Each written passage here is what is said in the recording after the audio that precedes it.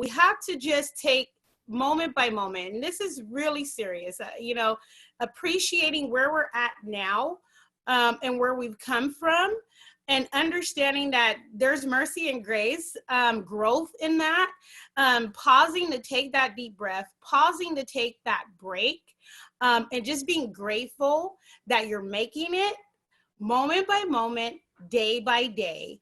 And so, today I have a special guest, and her name is Mirna Castrejon. Hi, Mirna.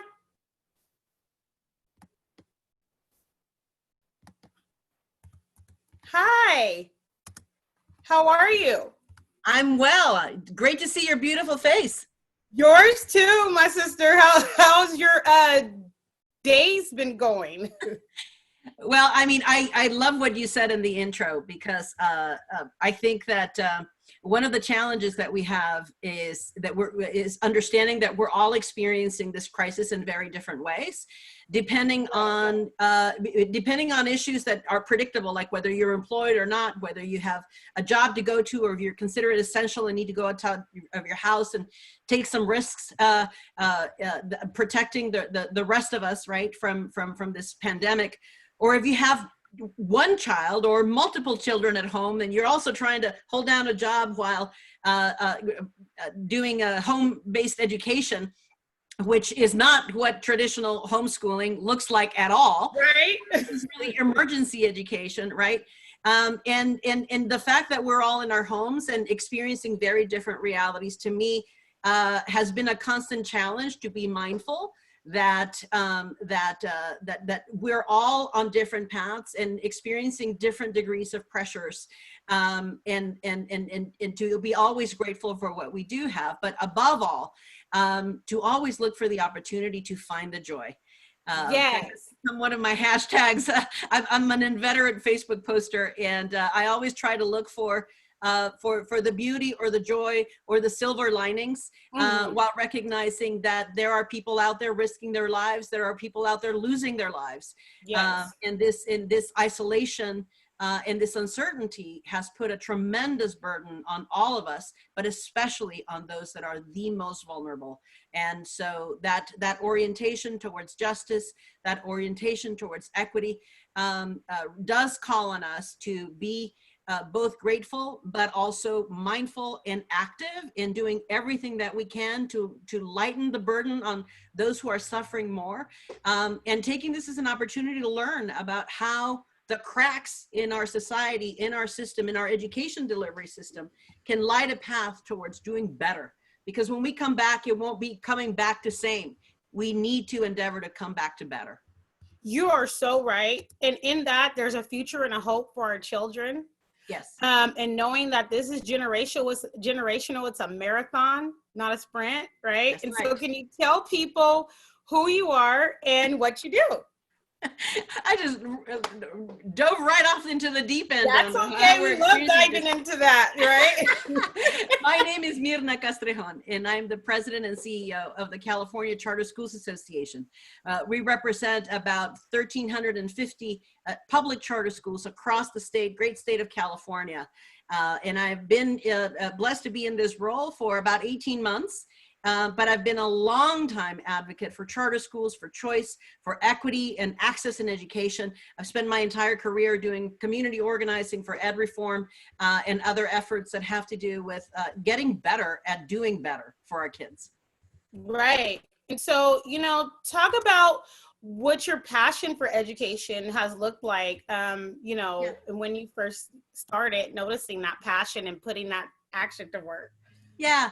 Well, I mean, the story goes way back to my family. My family are educators. My mom is a teacher. My father, over time, landed in higher education as well. But our family's entire trajectory has everything to do with education unlocking opportunity. If you think about just generationally, right? Like my father, he's the oldest of 9. He grew up selling gum, on the streets of Mexico City to help his mom make ends meet. And he rose from that through education to eventually, leading and founding a private university in Mexico. Wow. I came to this country at the age of 17 by myself. Didn't really speak English well. And I recognized immediately that there was a lower bar that was expected of me in the system. My brother and sister were in late elementary, early middle school around that same time. And they came here and experienced things that nobody should experience in terms of not feeling supported. Their English language acquisition was really problematic. And from the very beginning, I really understood that, as we say in organizing, right, from private pain to public action. Right? Our stories inspired us and inspired me to eventually leave a career in academia and go organize on the border of the US-Mexico border to El Paso, Texas. And I spent 8 years really building power with families to ensure that the parental voice was heard, because I know that systems are not designed to put in the forefront what that parent voice is, who the needs of children, and put them on top of the list of bureaucratic interests, if you will, or the interests of adults. And so since 2003, I've been in California, engaged with CCSA, with the California Charter Schools Association, and the choice movement since 2003, and I'm still here. It's what defines me. It's what gives me joy. I know we've got a long way to go to really fully be equitable, but this interaction of justice and equity, balance with choice, but choice from the perspective of understanding that even as individuals, we have common responsibilities to the rest of us, and that struggle for justice and access being what binds us together from very different political, ideological, philosophical, cultural vantage points, that there is that middle where we meet, where justice can flourish, right? And that's always, for my entire professional career, that's been my passion. And I have to take this opportunity, and I so appreciate you sharing your experiences even as a child, and what really, stuck with you about your dad, and just your experience with your family, trying to receive a quality education, being hindered in some ways. We know that exists. But I have to take this opportunity to tell parents that it is very important that your children watch you fight for their education. It's so important. It impacts their struggle, their entire being, and what their future is going to look like. It's not something that an expert has to do. It's just seeing those injustices, seeing those inequities, and seeing someone that's in the family that's willing to say enough. This is where we draw a line in the generational perpetual cycles in sand. And we want better for the coming generations in this family and for other children as well. And our children are watching us. They're watching our movements. They're watching our fight. They're watching the good and the bad. And that is what is developing them into who they will be tomorrow. And so I admonish you all to let your kids see your fight for their education, whether you think it's small or big. It has an impact on them. You're absolutely right, Christina. I think about this as, as parents, we have a responsibility to equip our children with skills, right, that are going to help them succeed in life. Well, these are the skills of public life that we are also called upon to model. This is what makes good citizens. This is what makes them individually successful as well. I'm a single mom of a 14-year-old kid, and he's an amazing kid. And he was walking precincts with me, getting out the vote in Latino communities since he was in my womb. And his first one after he came out was when he was 3 months old, pushing the cart. And so he's always grown up with that understanding that we have a responsibility toward each other, and we make that responsibility public and known by acting in public life, by voting, by advocating, by ensuring that that struggle, that private that private experience turns into public action, like I was saying earlier, right? Right. I will never forget it. It lifted my heart when he was probably in kindergarten, and they asked, like, what does your mom do? You know, they were asking all the kids, what do your parents do? And my son, at 6 years old, I mean, he doesn't understand about job titles or whatever, you know, but at that age, he said, my mom works hard every day to make sure that all kids have a good education. Amen. And that was all. Mic drop, done. That is amazing. You know, you saw me with my son in LA, right? I brought my kids. That's right. They had their signs, you know, and my son turned to me the next day. He woke up and he said, "Are we going back again?" And he wanted to go again, right? Yes. And I'm like, son, you will have your entire life to advocate for equity and social justice issues. And so rest today, but we will be back, right? And so, you know, he's 9 today. So, you know, they learn. Happy birthday. Thank you. Exactly what is going on, even on their level, like kindergarten, first grade, they recognize inequities, they recognize injustices, they recognize inhumane treatment, they understand human dignity and respect. And I will have to actually say that I've realized that kids have a stronger sense of justice than some adults do. Absolutely. You know, if you have two or three kids in your home, you see this every day. If you pour a cup of juice and someone gets a little bit more than the other, right? Yeah. Right. Or if you hand them a snack and someone has a little bit less or more than the other, they're going to advocate for what's right, right? Fairness. And so it's amazing what we can do generationally when our kids see our fight and we involve them in that. Talk about what pre-COVID CCSA work looked like. Are you talking about 2019? Right, I know. Right, exactly. Well, I mean, I think, look, I have to take the long view in the big perspective, right, about what has been happening to our nation in general. Over the last 5 years, but certainly in the last 3 years, it's very clear that we are being drawn as a nation into these intractable corners and being told by one side or the other that the other side is the enemy, right? That we have nothing that holds us together as a polity, as a commons. And that is a profound crisis of democracy.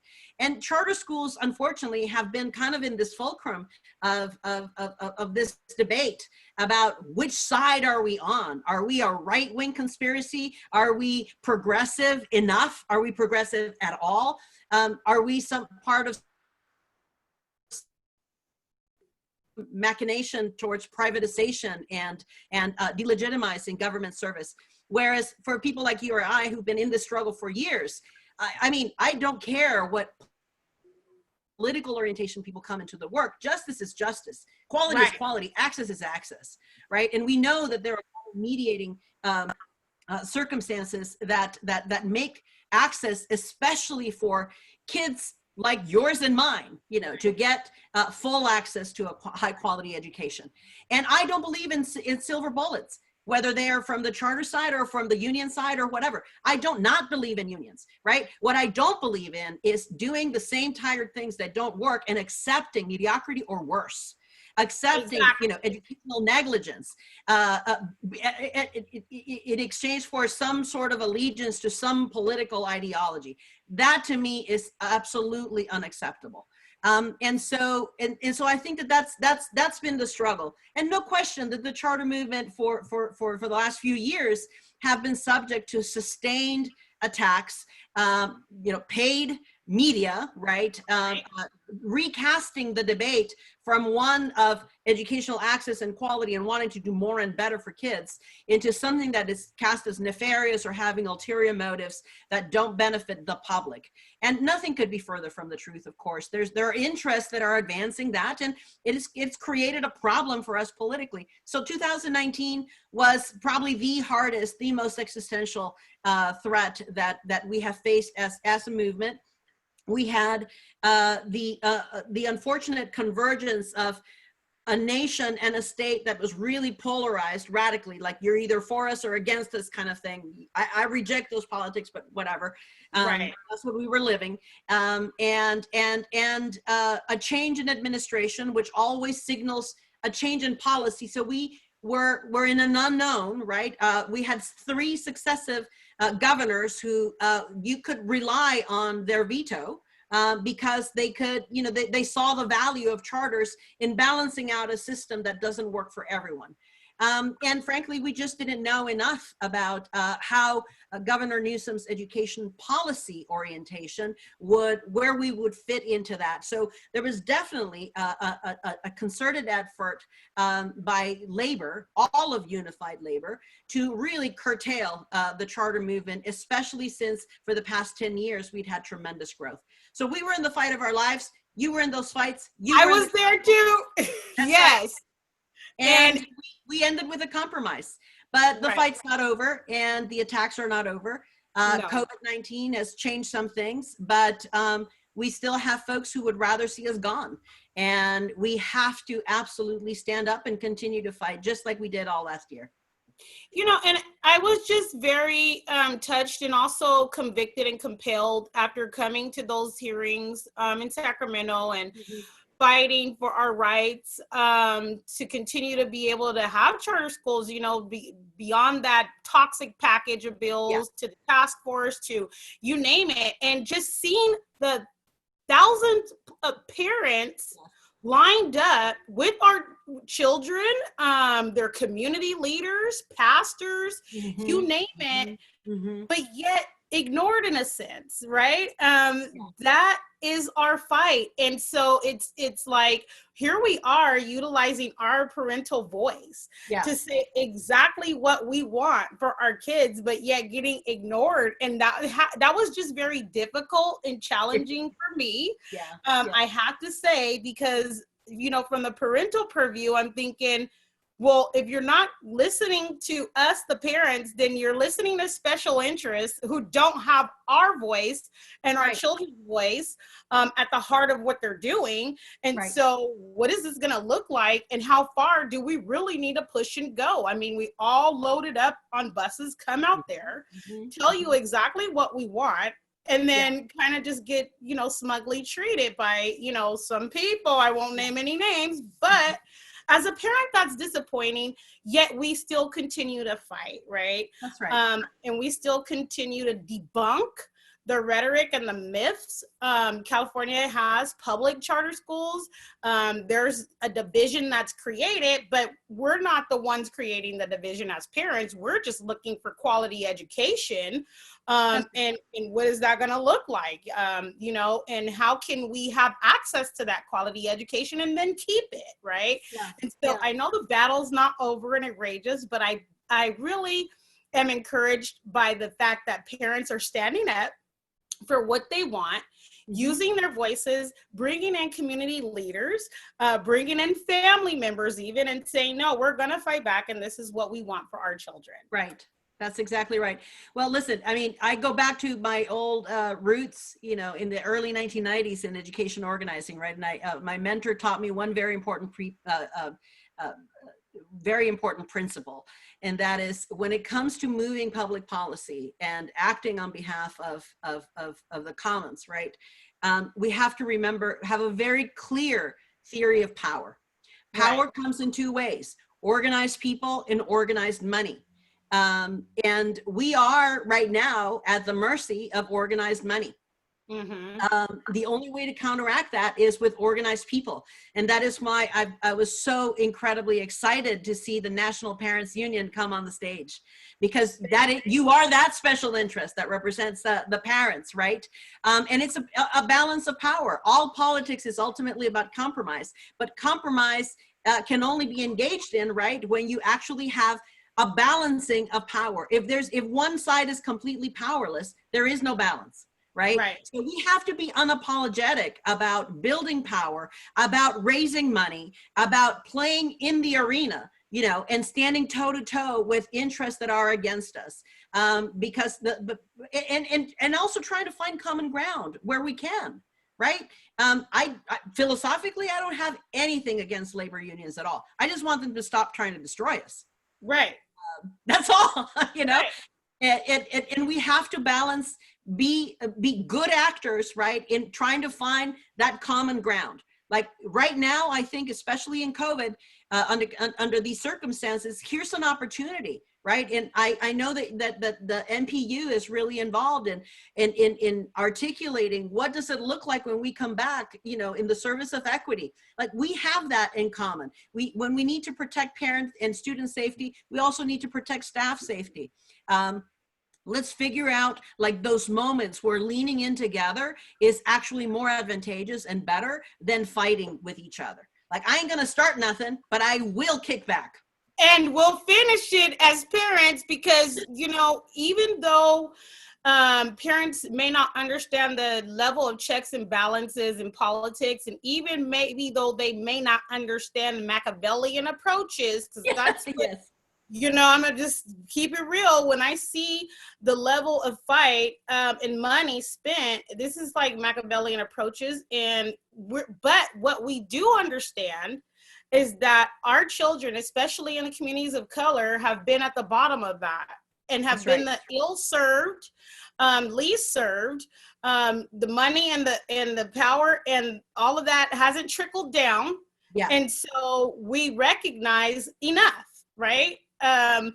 We don't care about your bad approaches and your money. We want our kids to be educated. And this is what it's going to look like. And for those of us who do understand at a different politics at a different level, know that there has to be a shift in resources. And that's a whole economic thing I'm not going to get into. Yeah. But parents realize what it is that they want and are at this awakening right now at this moment. And I'm so grateful, National Parents Union, as well, that we're able to get this information out, teach parents what they're looking at, and to accept and move forward in advocating for what they need.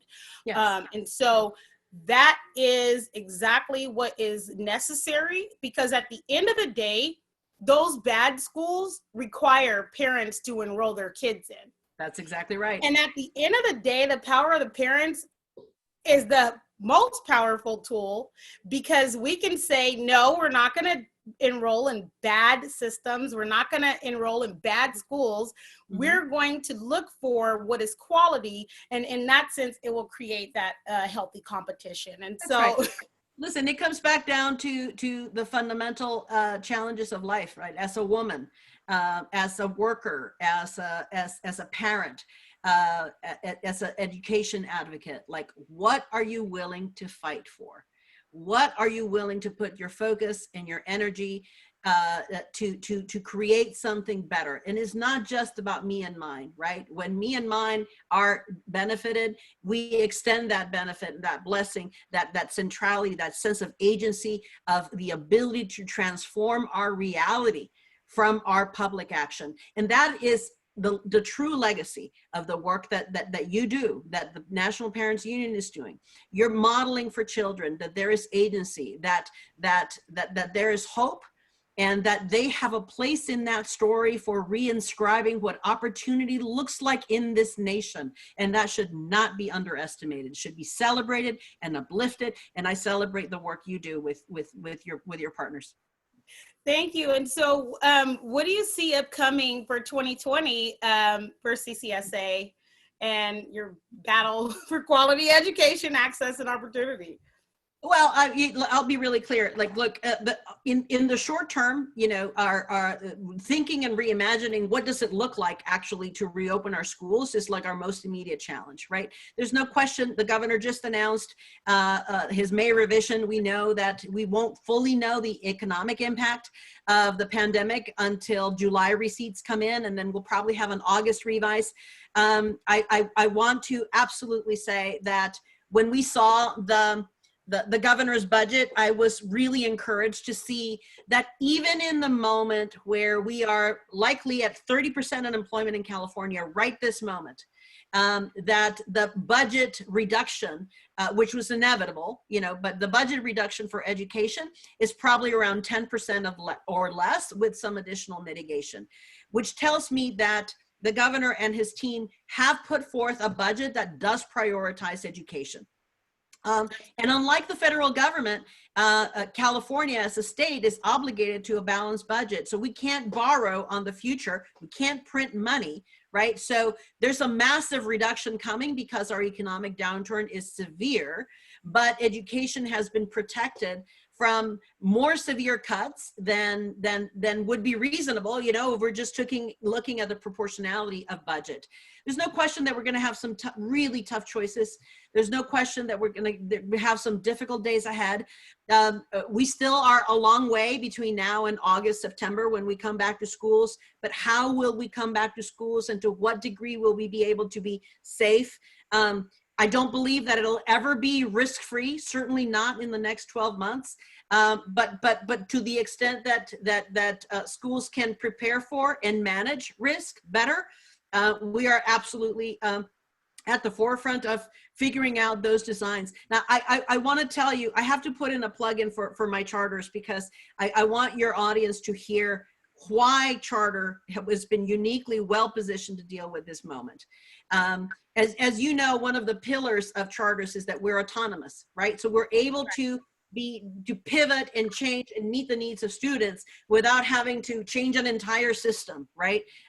Without having to renegotiate an entire collective bargaining agreement for the most part, without having to do these massive systems changes because we're a small unit of change. Well, here's how that autonomy played out when COVID hit.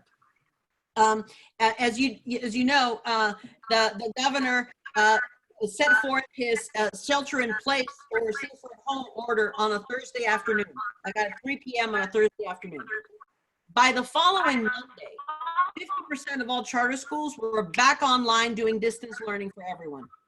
By the end of that same week, on that first week, 77% of them were back online. And by the end of that month, within 2 weeks of that shelter in place order, 100% of our reporting charter schools were up and running doing distance learning. That is the kind of agility and urgency that our schools are able to do because they rushed in when they saw the fire, and they've been providing millions of meals, not just to their students, but to everyone that comes and asks. And it's been a real joy and a tremendous moment of pride to see our charter schools rise to that challenge. So for us, really, we've been working very diligently with the State Superintendent of Public Instruction, with the management groups, with the governor's office on ensuring that our charter schools are ready. We have a long way to go between now and August, but we're making sure that we're starting to prepare now for what could look like a very different education landscape in the fall. For sure, we are battling our typical opponents, especially in areas, who would like to see this opportunity to evict charter schools from public district facilities. They're calling our children invaders. They are protesting people's homes in caravans and saying that charter collocations are a risk to public health, as if our children were inherently infectious. So let me just put the record straight on that. The public pays for public facilities that are intended to serve all public school students. Charter school students are public school students. Prop 39 makes it very clear that districts have the obligation to provide facilities for students. End of story. What UTLA and OEA are trying to do is to, by public pressure, force the districts to violate the law under the use of public health, and we will not accept that premise. And I find it very evil because, and hypocritical at best. I'm at a loss for words of what they're taking the pandemic time to do. Yes. Really, because you're violating some orders just to go out and form little parties to attack co-locations, right? To utilize the time to create more division to parents and children that are trying to figure out just how to manage every day. And now they have to watch as, these egregious things are taking place, wondering why are you utilizing this time in the nation, in the state, right, to do such evil. And so it lets you know automatically where their interests lie. It's not in our children. And that is an indication that we do have a lot more to fight for. I am so glad that, we at National Parents Union just put out our Family Bill of Rights yesterday. We did it very data-based. Thank you. And it is something that everyone should take a look at, because this was just not something that, we just said, oh, let's try to do this. No, we utilized research, polls, asked questions across the nation, and came up with the Family Bill of Rights. So definitely check that out. But, just moving forward and moving ahead, we recognize that even if other people want to oppose us and give the feel that we really are coming for them, we're not. We're coming for our kids, right? That's right. But we'll come back for you if you come for our kids. We're fighting for our kids to have quality education. We know what that looks like. We're going to have a seat at the table. We're going to have our voices heard. I'm hoping that the state of California will suspend its online learning moratorium, right? And that would probably be looking future-wise to see what's going to happen, because things are not going to look the same. Right. And, we'll just have to wait it out to see. I appreciate the value that you brought to the conversation in saying that the charter schools really stood up in a time and really quickly. My children homeschooled through spring, charter school, shout out spring. Yay! So amazing work, yes. Right. And I can tell you that, they didn't miss a beat. It wasn't any down time. Let's try to think about this. What do you think? Let's send you a survey and see. Waiting a whole another 4 weeks. No, they didn't miss a beat. And everything is still rolling the same way that as it would when we were just pre-COVID. And so I'm so appreciative for existing platforms that are working well. Before we close, thank you so much for sharing this valuable information. But before we close, is there a word that you would like to share with the viewers? Well, I thank you so much for the invitation, Christina. Whenever you want to have a chat, I'd love to come back and chat more about our common work, because I think it's literally the most important thing we can do right now. This pandemic has really brought to the surface a lot of the cracks in our public contract, in our social contract, right? About caring for each other, and inequalities have been thrust into the biggest possible spotlight. I would just like to say, that just like exactly how you started, right? This is a moment where we have great despair and great need, but also like looking for the opportunity to find the grace for each other and to ourselves in this moment where perfection is not the aim, but living in the moment. As the Dalai Lama very famously once said, too much of a focus on the past causes depression. Too much focus on the future that is unknown causes anxiety. The key to living in grace is to live in the moment, to pour ourselves into what's in front of us, do what we can do to help, and make sure that we are keeping our children and our children's rights front and center, and be kind to ourselves and each other. Thank you for that great word. And so we'll end here, and we'll definitely have you back here at National Parents Union. We appreciate the work that you do. Keep on doing it. We're supportive. And so everyone that has been watching, you see my contact information, but just in case, it's Christina at npunion.org. How can the people reach out to you if they have any questions or feedback? Well, they certainly can reach us through our Facebook page, the California Charter Schools Association, or you can certainly email me directly at mcastrejon@ccsa.org.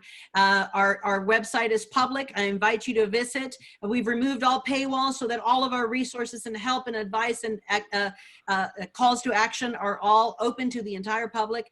So we look forward to continuing to fight the good fight with you and with your viewers and with the National Parents Union. Thank you so much. You have a great day.